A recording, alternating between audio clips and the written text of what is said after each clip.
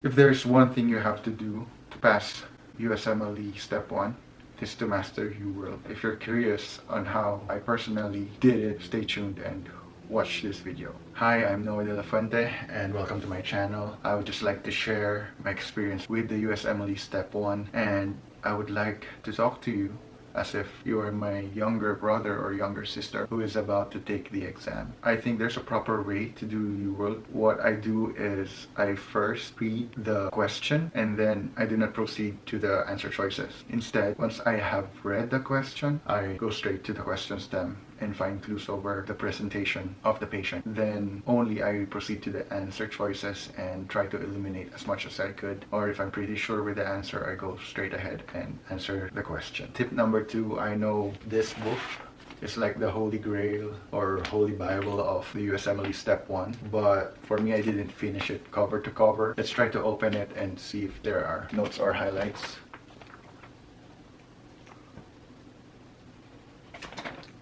Very few of them. Again, there's none. Very few. Very few. Red underline. So what I did here is I just used this as my table of contents. Yes, this whole book is my table of contents while my main focus is Uworld. On the dedication page, yes, dedication, I wrote all my weaknesses, which I have to focus on. I don't know if you can see. Immune deficiencies, autoantibody, complement pathway, leukocyte extravasation, vasculitides, inheritable disorders, lipid transport, lipid drug, embryological derivative, pharyngeal arches, antiarrhythmics, lysosomal storage diseases, mucopolysaccharidosis, genetic principles like pleiotropy, locus heterogeneity and such, glomerulonephritis, renal tubular acidosis, DNA and RNA viruses, STDs, intracellular pathway like the DAG-JAK-STAT, adenylate cyclase, and vaccines, monoclonal antibodies, and paraneoplastic diseases. So I didn't really highlight it all. I just made sure that my weaknesses in Uworld, I dialed them down using this book, but I didn't follow the hard and fast rule that I have to do it cover to cover. For me personally, this worked, but of course we're all different. Try to see if that would work for you, or if you're the kind of person that you have to do everything by the book, please do what works for you. Right now, what I wish I have done earlier is to jump right through the rapid review to give me an idea on the high yield principles. Rapid review on the 2021 edition of USMLE is on page 713. It's like a summary of high yield facts.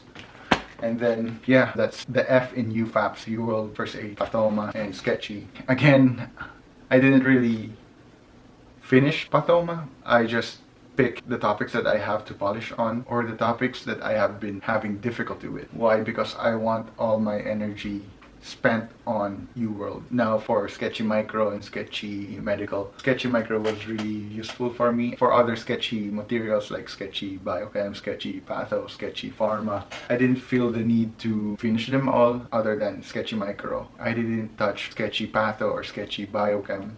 For Sketchy Pharma, I think I just did the adrenergic drugs, but I found that correlating the new pictures on the video to my already known concepts takes up memory in my brain.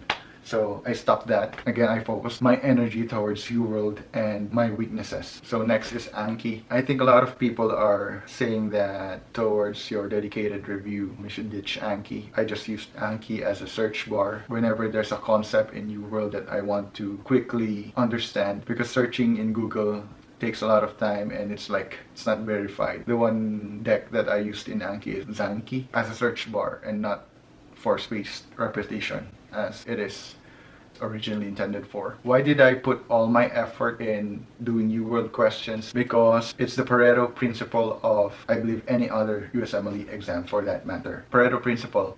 80% of your ideal outcome will come from 20% of the things you have to do correctly. What is asked from you during exam day is answering questions, and that's what you have to practice. Practice how to eliminate, practice how to deduce, and practice how to diagnose, and practice how the examiners write the question for you to get the answer. Because believe me, when you answer a lot of questions, there will come a time that you will develop a system in answering questions. You will have an algorithm and the answer will just pop out, or you will be able to deduce the answer choices into 2 or 3, and that would help you a lot. I still plan to make videos on how I did my USMLE Step 1 prep, my sleep, my nutrition, my habits, the system I put into place, and I would like to tell you more about my background, the decisions that I have to make, how I ended up taking the USMLE Step 1. I believe that's it for now. So if you're new to the channel, hit that like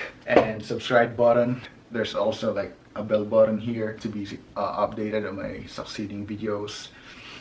Yes, yeah, so kapatid, kaya mo yan. You just have to embrace the slowness. That's it for now. Again, thank you.